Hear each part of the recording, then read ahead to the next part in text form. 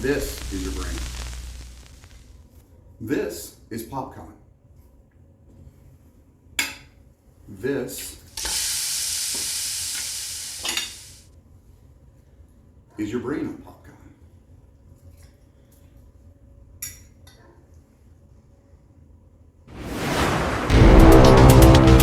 You're gonna need a bigger boat. Do not be afraid. I am Synergy.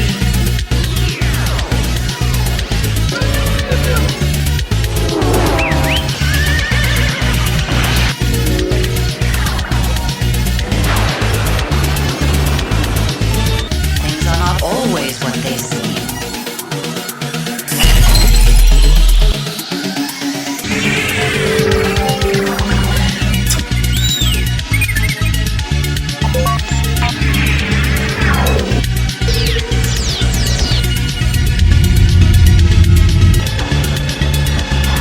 Ultimate audio-visual entertainment synthesizer.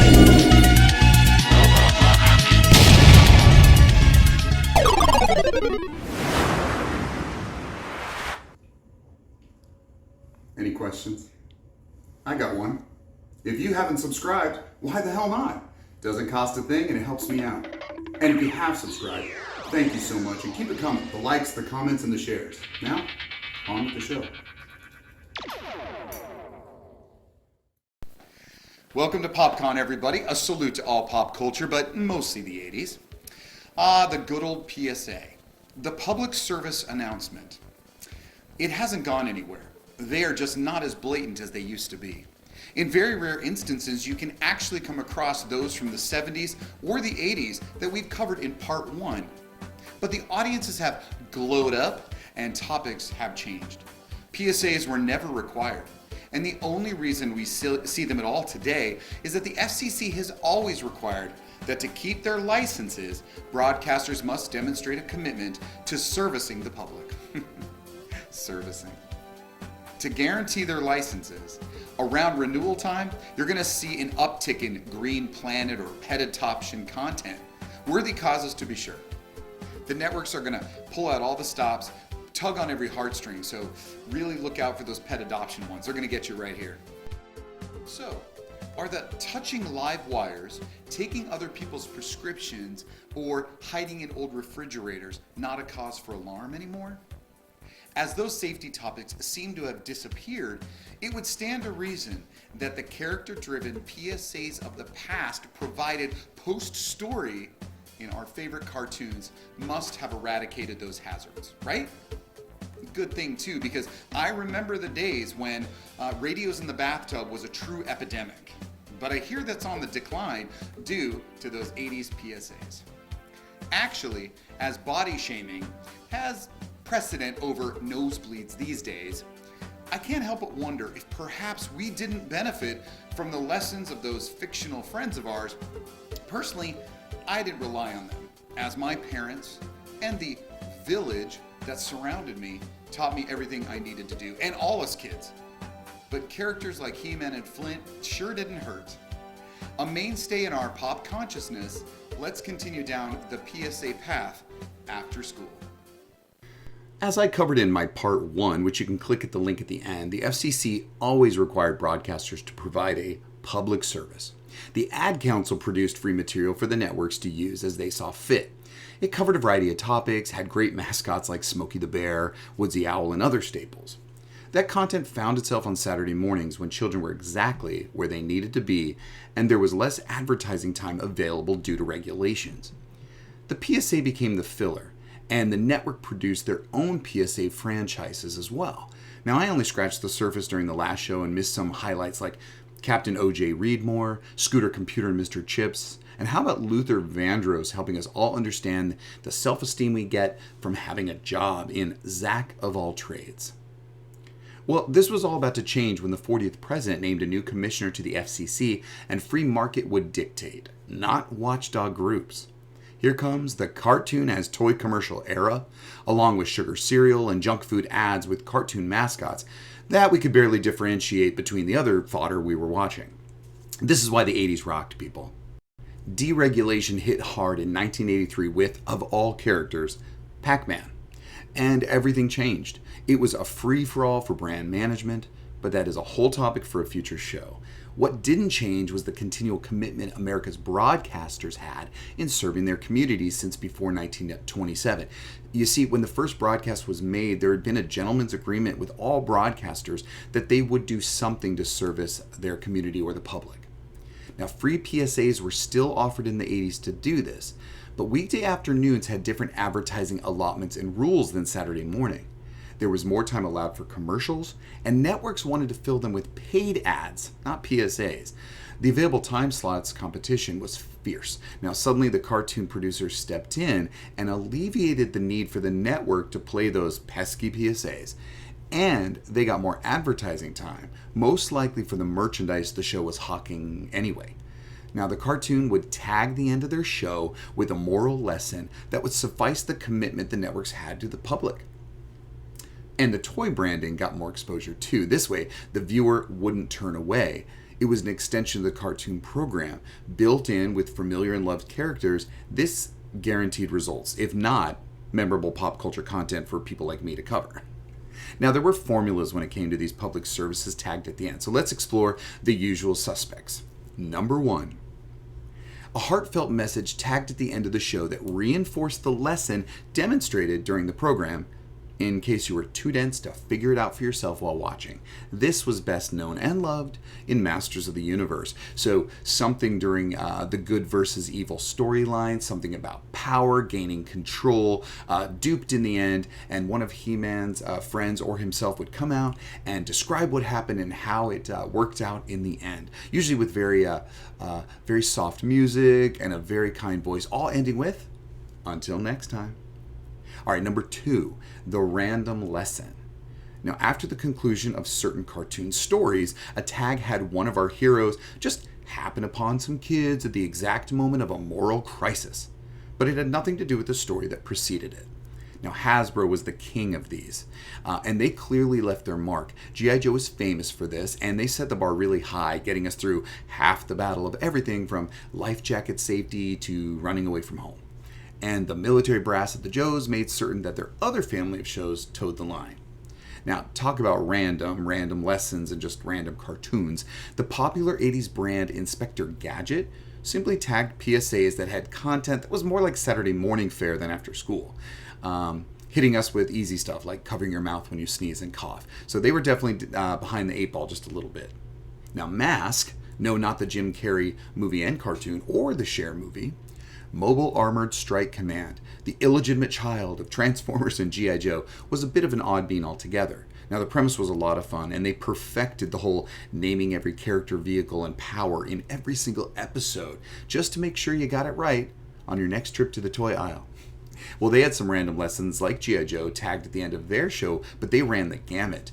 They had dozens and dozens of storylines and PSAs that characters, often the villains, were caught up in these teachable moments, from earthquake awareness. Worse, a child molester. Now, these PSAs made the bad guys look a lot less criminal and more like a silly fraternity, too. All right, number 3. Number 3 is the occasional heavy hitter episode that was an entire PSA with that purpose and that purpose alone. And surprisingly, not so much to sell merchandise. Well, not so much. We see a lot of this in the 90s. I'm talking to you, Planeteers. But until then, it would be a one-off rarity. Bravestar, the bastard cartoon son of He-Man, had one of the most poignant to date. To prove he did have the strength of the bear, he upped the ante with an actual on-screen death of a teenager from drugs that they called spin. Now, both the Gem and He-Man carried this burden as well. In the He-Man's case, it was like Bravestar, where it was disguised in a fantasy world with a strange name, and they made the message quite clear at the moral tag at the end.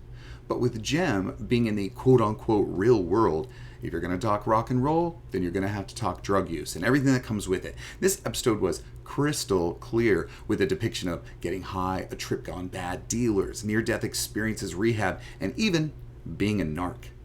Luckily, the random PSA at the end of this episode didn't pound the story or the message in even stronger. I think it was simply about bicycle safety or something. Lastly, number 4 of our usual suspects, there was the one-off PSAs that were created for popular franchises who were not known for post-program PSAs or other sensitive content. So seeing these were like the holy grail. The one that stands out is the rarely seen Thundercats PSA. Produced by the same studio that created Heat Miser and Cold Miser for Christmas, they didn't really care about tagging their shows with PSAs. But that didn't mean they weren't going to make one mean call to avoid alcohol. Reminding you that kids are not allowed to drink anything with alcohol in it. And I'm here telling you this. Don't kid around with drinking. It's against the law. Obey the code. Don't drink alcohol. Well, if you're This underage, public of course, service I imagine that it was the hooch that got many of these showrunners on the animated series through the cartoon. Teenage Mutant Ninja Turtle was a badass comic, but they threw a couple one-offs into the ring. One directed at very young children called Drug Dealers Are Dorks, yes. And when they asked the kids in the short, what would you do? Michelangelo responds with, get a pizza. Obviously, he had passed the what if point and was now demonstrating the munchies. So hearing all of this so far, you could say, and now I know. And most of you would hear your cue and speak your next line without missing a beat. But then I think, what is the rest of the battle? I mean, how are you using this knowledge I'm sharing for good or to benefit safety or health? It may not have the impact that the Joes were going for, but for what it's worth, this is only really like half the information anyway, so perhaps you still need the other half to really do battle. Anyway, I'll leave that up to you. Now, speaking of the Joes, they led the Hasbro team of franchises to victory when it came to after-school cartoons. I mentioned this earlier that they had a family of cartoons. Well, Hasbro owned G.I. Joe, but they also owned Jem and the Transformers, and they all got on board with the PSA tags. Now, Jem only had 9 of these PSAs, but she did have her own tag line that was quite fitting. Doing the right thing makes you a superstar. As for Optimus Prime and the rest, they just lifted the content and the same tagline from their military buddies, but played them very infrequently, apparently only when the show didn't fill the time slot, which wasn't often since they had tons of their own marketing to play. Now, G.I. Joe may have made them famous with their call and response to drive the message home, but you could regularly see the Super Friends perform their own PSAs way long before that. These were often, they were varied, and it just goes to show you that we need superheroes. They lead the way as trendsetters. And who could dare compete with Batman or Wonder Woman on Saturday morning? Well, those are just some of the main ones. The ones many of us remember fondly, to be honest, but don't get me started on some others, like the very truly 80s Care Bears. I mean, if this show was not a saccharine-fueled love fest to begin with, then their 6 PSAs hosted by Share Bear, sharing how to care for seniors, was the icing on the cake that put you into insulin shock. Now, there was Sonic Says and Sailor Says. But now we're getting into the 1990s. Sonic would relate his tags to the story that just unfolded like so many before him. I am reminded how cartoons were starting to target a younger audience at this point. The 80s were over. The FCC requirements mandated by 1989 after President Reagan's terms had ended affected both the advertising time and weekly educational content for kids. The material the decade before could not find a home here, as it meant more material for the preschooler. We were saying goodbye to the red and blue lasers, to fantasy violence, the death of Optimus Prime again, and hello to magical girl genre and environmentality. Sailor Moon, oh Sailor Moon, the changes in the 90s brought us our first real magical girl Japanese genre. This popular anime transplant got herself some PSA tags at the end of her show when they translated it for American audiences. And with the gratuitous fan service of that source material, I hope the PSAs covered the inappropriateness of those panty shots. The power was yours in the 90s. You will be taught, even if you don't want to. Resistance was futile when it came to Captain Planet. The PSA tag was passé by now, and each episode was its own PSA, a heavy hitter that broke a drum of toxic waste over your head each episode to make sure you got it. The cast diversity was very welcome and fairly groundbreaking at the time, but as for their predecessors in the 80s, where being called a litterbug was actually one of the worst embarrassments, they were child's play compared to taking environmental issues that young people needed to hear about. Important, sure, but ramming it down your throat with villains that were very clearly little representations of the pollution, was that the answer? I blame the FCC changes in 1990 for this. So, kids wanted to be Planeteers. Unless, of course, they wanted to be cool. On today's show, you saw an educated grown man without shame, wax poetic about fictional cartoon characters, sharing words to live by. We all have passions and enthusiasms that stay with us our entire lives. Sometimes those passions are born of toy commercials disguised as cartoons that, believe it or not, acted as the inspiration behind a generation's imagination. Never let anyone tell you that your passions aren't worthwhile. The FCC mandates of the 90s would change the TV landscape of the 80s. It would change forever, and the Saturday morning experience would be eradicated, and the weekday afternoon cartoons would morph into more educational fare for a younger audience. With their demise went the PSA tags that were taken for granted as part of our usual after-school schedule. Say what you may about the quality and content of those PSAs, but even with different hot topics and trends of delivering those messages today, those little nuggets of wisdom from a bygone era still remain in good faith. Until next time,